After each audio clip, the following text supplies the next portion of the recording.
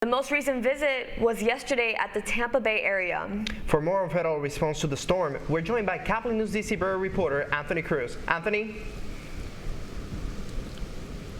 Good morning, guys. And yes, President Biden yesterday announced $612 million to fund recovery projects across affected areas, which will be dispersed through the U.S. Department of Energy. He says that this will not only restore power across affected areas, but will also strengthen their resiliency for future storms.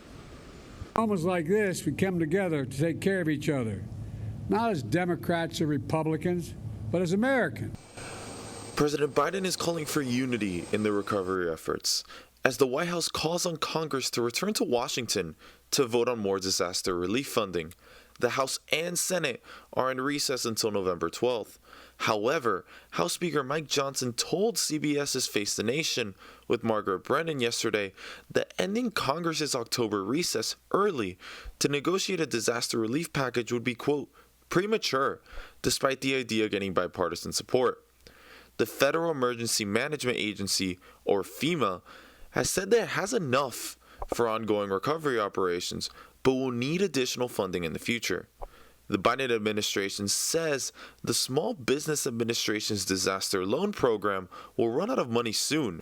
But Speaker Johnson told NBC's Christian Welker on Meet the Press that estimating what these programs need takes time. But importantly about that program, it is a supplement to private insurance and other disaster relief funding. And so by definition and necessity, it takes a few weeks to calculate it. But when the time is needed, we will cover the needs of small businesses. Congress is all on board. Biden said that he would continue talking with congressional members regarding funding. We want to make sure we get the money in there for small businesses, talking to the Congress to see if they can get the money quickly. Yes, and while relief efforts are underway across the state this week, Governor Ron DeSantis yesterday was giving a news conference of his own not so far away in Treasure Island.